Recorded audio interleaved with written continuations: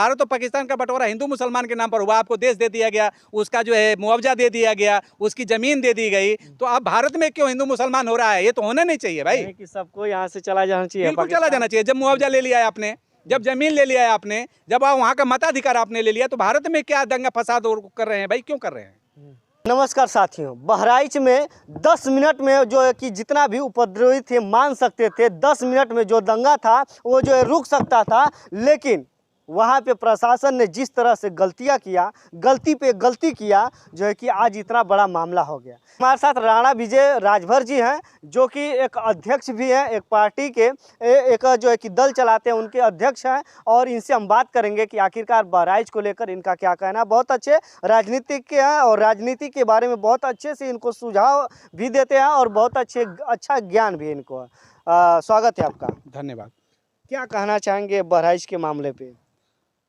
बहराइच में महाराजा सुहेलदेव राजभर जी का जो है विजय जो है स्थल है, उनका राज्य क्षेत्र है, जो पहले बहराइच के नाम से था। और 11वीं शताब्दी में सलार मसूद गाजी आया, युद्ध हुआ, लड़ाई हुआ, मारा गया, और कभी इस्लामिक वहाँ पे कब्जा नहीं रहा, हिंदू ने ही वर्चस्व बनाए रखा। आज उसी तरह के वर्चस्व को लेकर के वहाँ पे लड़ाई जो हो रही है, तो कहीं ना कहीं हिंदूवादी शक्तियाँ जो है अपने प्रभाव को, अपने जो है ताकत को, खोई हुई ताकत को पुनः हासिल करना चाहते हैं। इस वजह से संघर्ष हो रहा है बहराइच में। आप क्या जानना चाहते हैं? लड़ाइयाँ कभी भी हुई हैं तो वर्चस्व के लिए हुई हैं। कभी सलार मसूद गाजी की लड़ाई सुहेलदेव से हुई थी, तो सलार मसूद गाजी भारत को इस्लामीकरण करने के मकसद से आया और लाखों हिंदुओं का कत्लेआम करते हुए बहराइच में आया था, जिसको महाराज सुहेलदेव जी ने मार डाला था। तो वो भी वर्चस्व की लड़ाई थी। बाबर की लड़ाई वर्चस्व की लड़ाई थी, अकबर की लड़ाई वर्चस्व की लड़ाई थी। जितने भी आए, तैमूर से लेकर के और नादिर शाह से लेकर के नादिर शाह, अब्दाली, जितने भारत में आक्रमण हुए हैं, इस्लामिक आक्रमण, तो वर्चस्व के लिए हुए हैं। आज भारत में हिंदूवादी सरकार है, प्रधानमंत्री हमारे नरेंद्र भाई मोदी हैं भारतीय जनता पार्टी के, उत्तर प्रदेश के योगी बाबा आदित्यनाथ जी हैं, तो कहीं ना कहीं तो वर्चस्व की लड़ाई होगी। इसलिए कि वहाँ पे जो मैं देख रहा हूँ इस्लामिक आतंक और तानाशाही बहुत दिनों से चल रही है। हमने 2004 से हम जा रहे हैं बहराइच में, और अभी मैं 2 साल प्रवास किया हूँ, 23 से लेकर के अभी।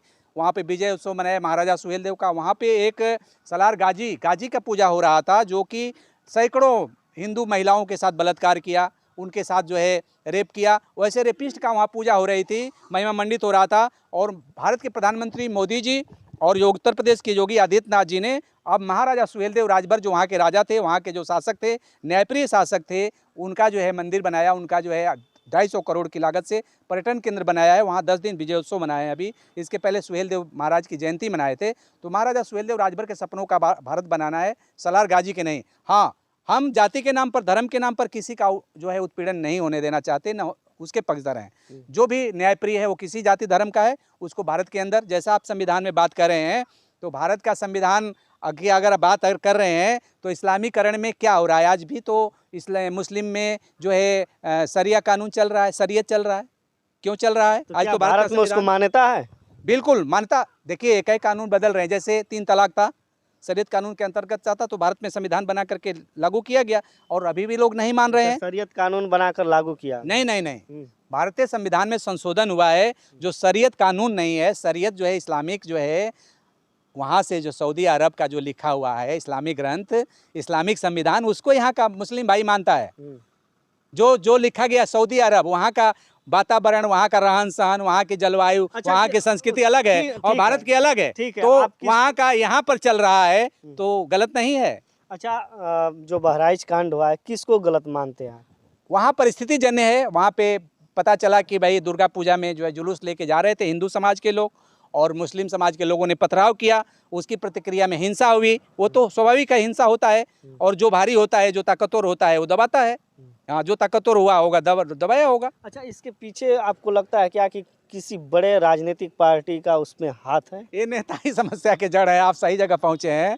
ये नेता जाति के नाम पर, धर्म के नाम पर और संविधान की दुहाई दे के, अभी आप बात कर रहे थे, लोगों को लड़ाते हैं और जब बन जाते हैं मिनिस्टर, विधायक, सांसद, मंत्री, मुख्यमंत्री या प्रधानमंत्री, तो सारी चीज़ों को जो है न्याय की बात को दरकिनार कर देते हैं। जैसे बागी बलिया में आप देख रहे हैं, संजय यादव जी जिला अध्यक्ष हैं भाजपा के, एक राजभर समाज की बेटी के साथ यादव समाज के कुछ नौजवानों ने जो है बलात्कार किया, 3-4 नौजवानों ने, और उनका मुकदमा 1 महीने से नहीं लिखा जा रहा है। इसको लेकर के कुछ बलिया में नौजवान, बलिया के नौजवान कुछ बनारस के आदित्य राजभर के नेतृत्व में गए, उल्टे मुकदमा लेकर उन्हीं को गिरफ्तार करके जेल भेजा गया था। और कल संविधान की दुहाई देते थे, अम्बेडकर की दुहाई देते थे ओम प्रकाश राजभर जी, वो भूल गए कि बनारस में उनके साथ क्या हुआ था, बसपा के शासनकाल में क्या हुआ था, पुलिस ने क्या किया था। आज उसी पुलिस का और उसी सरकार का आज जो है वो कर रहे हैं, बचाव कर रहे हैं उसी पुलिस का। क्यों कर रहे हैं? बलात्कारी तो बलात्कारी है, कल आपकी बेटी के साथ भी होगा तो आप क्या करेंगे? इसी तरह करेंगे कि न्याय मांगने वालों को गिरफ्तार करवा देंगे। थोड़ा सा हम भटक रहे हैं रास्ते से, लेकिन हम जो है कि बहराइच पे रोकना चाहते हैं आपको कि क्या बहराइच पे चुनाव को लेकर ही ये सब हुआ है, या जो है कि होना मतलब वर्चस्व की लड़ाई जो अपने से लोग किए हैं? देखिए, बहराइच में मैं था नहीं, लेकिन मैंने सुना है कि पहले जो था मुस्लिम समाज की तरफ से जो है पत्थरबाजी की गई जुलूस के ऊपर, उसके बाद झंडा जो है एक नौजवान ने टांग दिया अपने घरों पे। ब्राह्मण समाज का एक नौजवान था, मैं उसे श्रद्धांजलि अर्पित करता हूँ। उस नौजवान ने झंडा टांग दिया, ले जा करके हनुमान जी का झंडा टांग दिया, चाहे दुर्गा जी का, जिसका भी हिंदुवादी झंडा टांग दिया। उसको लेकर के उसे 36 राउंड गोलियां मारी गई घर में ले जाके। तो इससे जो है आक्रोश बढ़ा। भाई आपने दो नाव पे पत्थरबाजी चल रहे हैं, आप दो नाव पे चल रहे हैं। नहीं, वहाँ पे आप कह रहे हैं आप कि पूछ रहे हैं बहराइच की स्थिति, मैं बता रहा हूँ कि जुलूस, दुर्गा पूजा में जुलूस जाते हुए जुलूस पर पथराव हुआ, और उसकी प्रतिक्रिया में एक नौजवान जा करके और झंडा जो है बदल दिया।